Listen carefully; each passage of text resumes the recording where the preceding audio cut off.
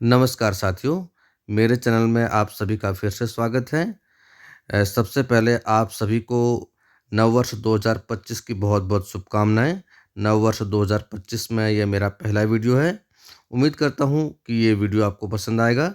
इस वीडियो में हम नववर्ष में सरकार द्वारा जो महँगाई भत्ते पर प्लान बनाए गए हैं और उनको लागू किया जाना है, उन पर हम चर्चा करेंगे। तो ये एक उड़ती-उड़ती हुई ब्रेकिंग न्यूज़ जिसे कह सकते हैं, ऐसी खबरें चल रही हैं, तो इन पर हम चर्चा करेंगे। तो ब्रेकिंग न्यूज़ है, महँगाई भत्ता जनवरी 2025। ये एक्पिन यानी एआईसीपीआईएन के आंकड़े हुए जारी, ज़बरदस्त बढ़ोतरी की संभावना बताई जा रही है।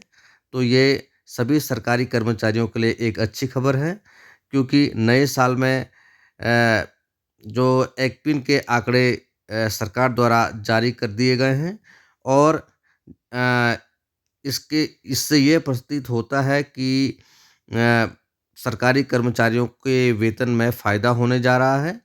तो इसी पर इससे संबंधित सभी जानकारी जो अ, प्राप्त हुई है, उस पर हम इस वीडियो में चर्चा करेंगे।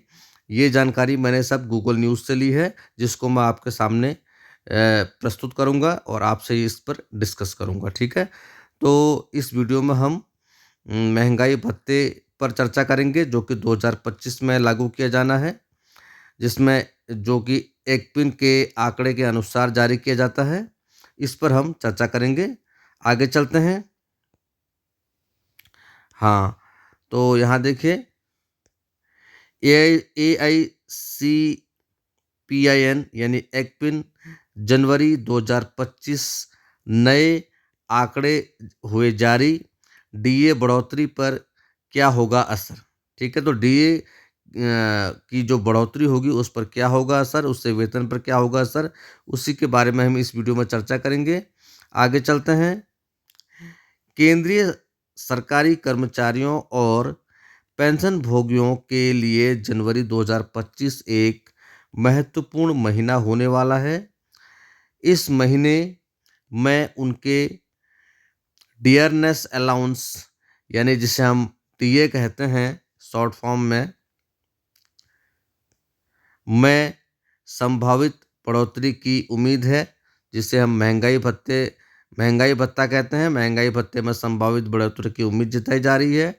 डीए की गणना all India consumer price index यानी जिसे हम अभी एक्पिन की बात कर रहे थे, एआईसीपीआईएन, इसकी जो फुल फॉर्म है all India consumer price index के आधार पर की जाती है, जो महंगाई और जीवन यापन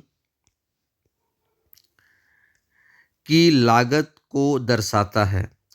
एक्पिन के आंकड़े न केवल अर्थव्यवस्था की वर्तमान स्थिति का संकेत देते हैं, बल्कि डीए की स्थिति पर भी प्रकाश डालते हैं।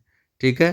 तो जैसा कि हमने देखा कि सरकार द्वारा एक्पिन के आंकड़े जारी कर दिए गए हैं और जिससे ये संभावना है कि डीए में वृद्धि होने जा रही है, जिससे कि सरकारी कर्मचारियों को फ़ायदा होगा। सबसे पहले ये केंद्रीय कर्मचारियों पर लागू होता है, फिर उसके कुछ समय बाद राज्य कर्मचारी भी इससे लाभान्वित होते हैं। ठीक है? आगे चलते हैं।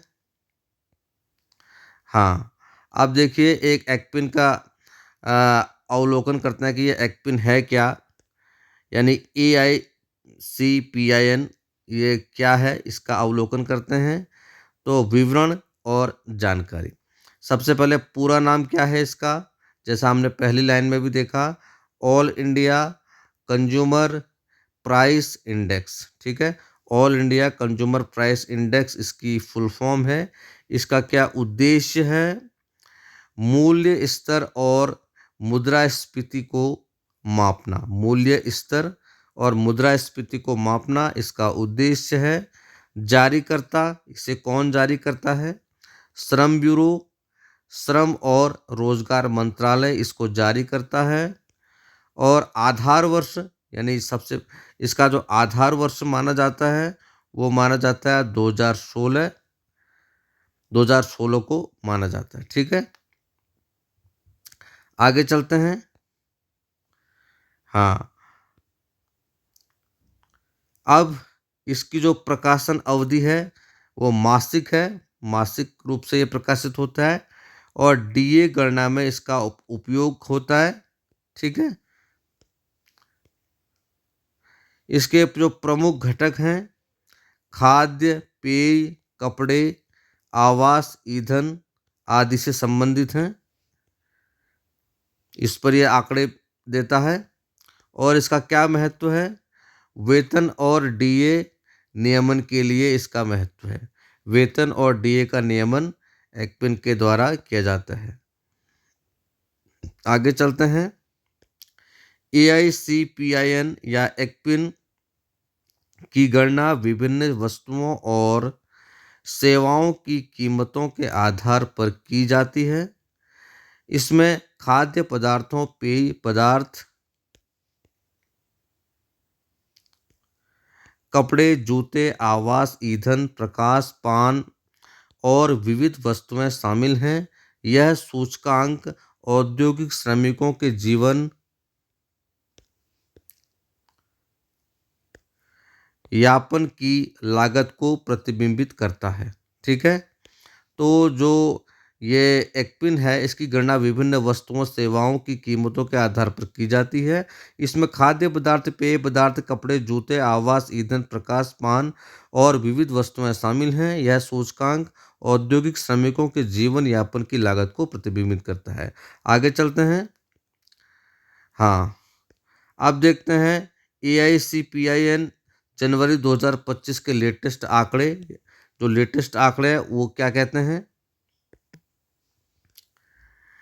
जनवरी 2025 यानी एक्पिन जनवरी 2025 के एक्पिन आंकड़े अभी तक जारी नहीं किए गए हैं।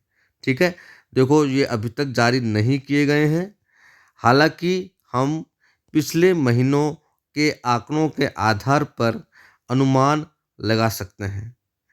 अक्टूबर 2024 तक के उपलब्ध आंकड़े इस प्रकार हैं। आगे चलते हैं।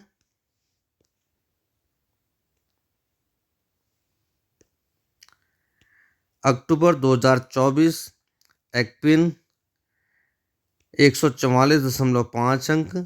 सितंबर 2024 एक्पिन 143.3 अंक। अगस्त 2024 एक्पिन 142.6 अंक। तो जैसा कि आप देख सकते हैं अगस्त से सितंबर अक्टूबर तक एक्पिन के जो आंकड़े हैं वो बढ़ते जा रहे हैं। सबसे पहले आपने 142.6 देखा, फिर 143.3 देखा, उसके बाद 144.5। तो ये बढ़ते जा रहे हैं। ऐसा ही अनुमान आगे भी लगाया जा रहा है कि उसके बाद नवंबर में आंकड़े बढ़ेंगे, फिर दिसंबर में, और वही सिलसिला आगे चलता जाएगा। आगे चलते हैं। हाँ, यहाँ देखिए, इन आंकड़ों से स्पष्ट है कि एक्पिन लगातार बढ़ रहा है। यह प्रवृत्ति दिसंबर 2024 तक जारी रहने की उम्मीद है। आगे चलते हैं। डीए जनवरी 2025 पर एक्पिन का प्रभाव क्या होगा, उस पर चर्चा करते हैं। डीए की गणना एक्पिन पर आधारित होती है, इसलिए दिसंबर 2024 के एक्पिन आंकड़े जनवरी 2025 में डीए में कितनी वृद्धि होगी इसका सीधा संबंध होगा आंकड़ों से। तो डीए की गणना एक्पिन पर आधारित होती है, इसलिए दिसंबर 2024 के एक्पिन के आंकड़े जनवरी 2025 में डीए में कितनी वृद्धि होगी इसका सीधा संबंध इनसे होगा। ठीक है, आगे चलते हैं।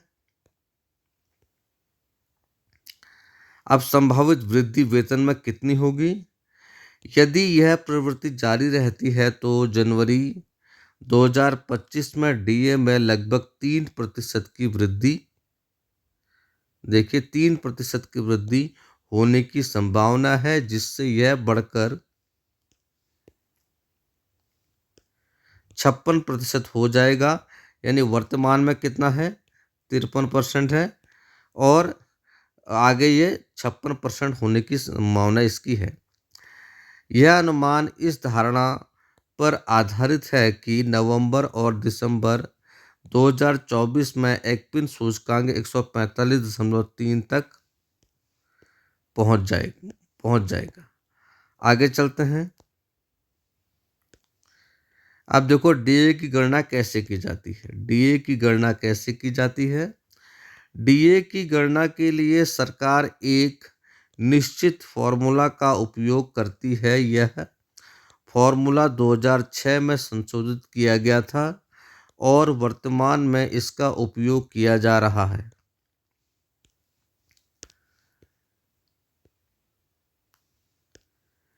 केंद्रीय सरकारी कर्मचारियों के लिए डीए फॉर्मूला देखिए, डीए की परसेंटेज बराबर पिछले 12 महीनों के एक्पिन का औसत ऋण 115.76 बट्टे 115.76 गुणा 100।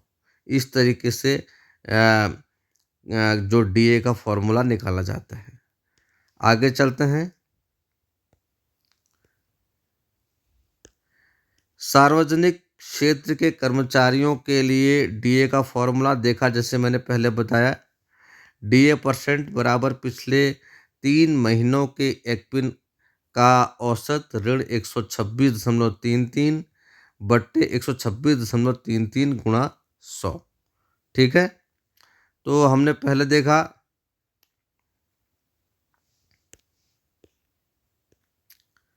ये केंद्रीय सरकारी कर्मचारियों के लिए डीए का फॉर्मूला, यहाँ हमने देखा। उसके बाद यहाँ सार्वजनिक क्षेत्र के कर्मचारियों के लिए डीए का फॉर्मूला हमने देखा, कुछ इसमें अंतर है। आगे चलते हैं। जनवरी 2025 में डीए वृद्धि का प्रभाव।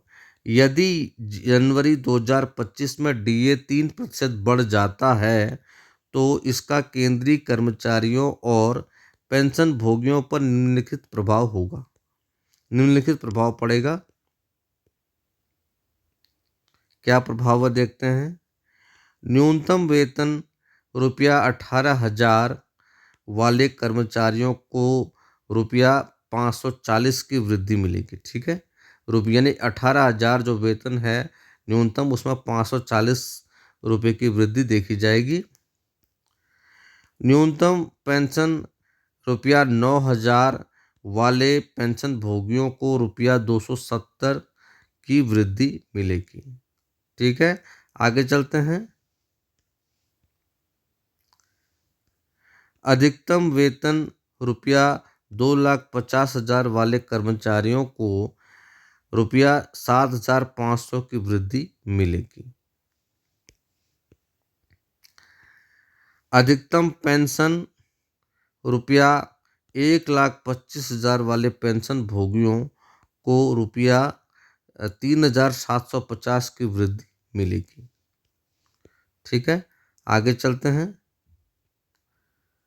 अब है एक्पिन और मुद्रास्फीति का संबंध। एक्पिन में वृद्धि का अर्थ है मुद्रास्फीति में वृद्धि। चूंकि एक्पिन के कम से कम दिसंबर 2024 तक बढ़ने की उम्मीद है, इसलिए यह स्पष्ट है कि मुद्रास्फीति भी बढ़ेगी। आगे चलते हैं। अब है मुद्रास्फीति का प्रभाव। वस्तुओं और सेवाओं की कीमतों में वृद्धि। जैसे जैसे एक्पिन बढ़ता है वैसे वैसे आम वस्तुओं और सेवाओं की कीमतें भी बढ़ती हैं। आगे चलते हैं। क्रय शक्ति पर प्रभाव। उच्च मुद्रास्फीति लोगों की क्रय शक्ति को कम कर सकती है। डीए में वृद्धि की आवश्यकता। बढ़ती मुद्रास्फीति के कारण सरकार को डीए में वृद्धि करने की आवश्यकता होती है। ठीक है, आगे चलते हैं। डीए वृद्धि की घोषणा कब होगी? सरकार आमतौर पर डीए वृद्धि की घोषणा एक्पिन के 6 महीने के आंकड़ों की अंतिम गणना उपलब्ध होने के बाद करती है। दिसंबर 2024 के आंकड़े फरवरी 2025 में उपलब्ध होने की उम्मीद है। इसलिए जनवरी 2025 के लिए डीए वृद्धि की घोषणा फरवरी या मार्च 2025 में होने की संभावना है। ठीक है, आगे चलते हैं। अब डीए वृद्धि में वृद्धि का क्या महत्व है? डीए वृद्धि केंद्रीय सरकारी कर्मचारियों और पेंशन भोगियों के लिए बहुत महत्वपूर्ण है। यह उनकी आय में वृद्धि करता है और उन्हें बढ़ती महंगाई से निपटने में मदद करता है। ठीक है, आगे चलते हैं। डीए वृद्धि के लाभ: जीवन स्तर में सुधार, बढ़ी हुई आय से कर्मचारी अपने जीवन स्तर में सुधार कर सकते हैं। अगला पॉइंट, बचत में वृद्धि, अतिरिक्त आय से बचत करने की क्षमता बढ़ती है। आगे चलते हैं। अर्थव्यवस्था को बढ़ावा, बढ़ी हुई खर्च करने की क्षमता से अर्थव्यवस्था को गति मिलती है। ठीक है, आगे चलते हैं। भविष्य की संभावनाएं: एक्विन और डीए की भविष्य की प्रवृत्तियों का अनुमान लगाना कठिन है क्योंकि ये कई कारकों पर निर्भर करते हैं। हालांकि कुछ संभावनाएं इस प्रकार हैं। नियमित डीए संशोधन: सरकार द्वारा नियमित रूप से डीए संशोधन जारी रहने की उम्मीद है। एक्विन में लगातार उतार चढ़ाव: आर्थिक स्थितियों के आधार पर एक्विन में उतार चढ़ाव देखा जा सकता है।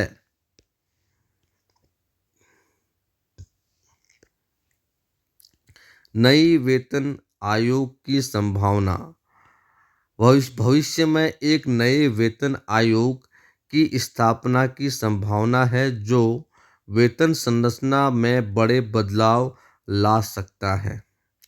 आगे चलते हैं। निष्कर्ष देखते हैं। निष्कर्ष: एक्विन फरवरी 2025 के आंकड़े और उसके डीए पर प्रभाव केंद्रीय सरकारी कर्मचारियों और पेंशन भोगियों के लिए बहुत महत्वपूर्ण है। वर्तमान प्रवृत्तियों के आधार पर फरवरी 2025 में डीए में लगभग 3% की वृद्धि की उम्मीद है। यह वृद्धि कर्मचारियों को बढ़ती महंगाई से निपटने में मदद करेगी और उनके जीवन स्तर में सुधार लाएगी। आगे चलते हैं। इसी में आगे की पंक्तियां: हालांकि यह ध्यान रखना महत्वपूर्ण है कि ये अनुमान वर्तमान आर्थिक परिस्थितियों पर आधारित हैं और भविष्य में बदल सकते हैं। कर्मचारियों को सरकार की आधिकारिक घोषणा का इंतजार करना चाहिए और अपने वित्तीय निर्णय उसी के अनुसार लेने चाहिए। ठीक है,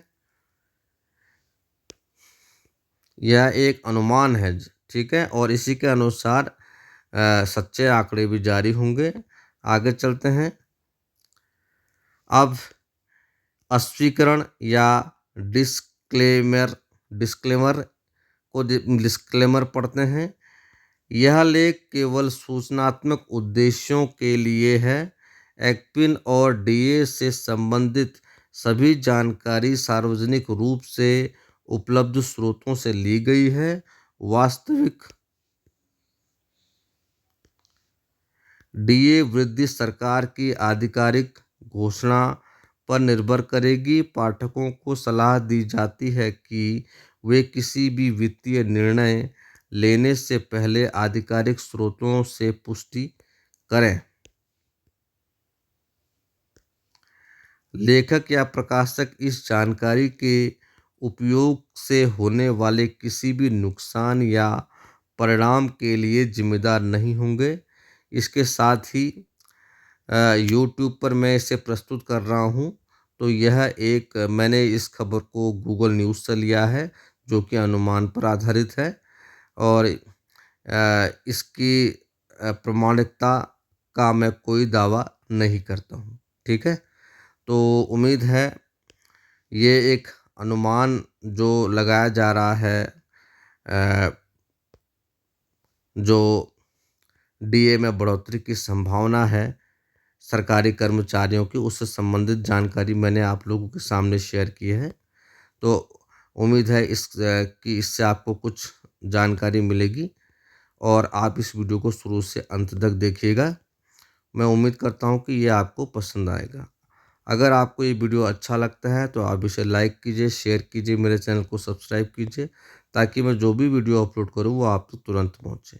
तो बाकी की बातें हम अगले वीडियो में करेंगे। तब तक के लिए आप इस वीडियो को देखिए और इसमें क्या कमियां रहीं आप कमेंट सेक्शन में जाकर बता सकते हैं और आप इसे लाइक कर सकते हैं और शेयर कर सकते हैं, मेरे चैनल को सब्सक्राइब कर सकते हैं। ठीक है, तो बाकी की जानकारी हम अगले वीडियो में डिस्कस करेंगे। तब तक के लिए आपका बहुत बहुत धन्यवाद।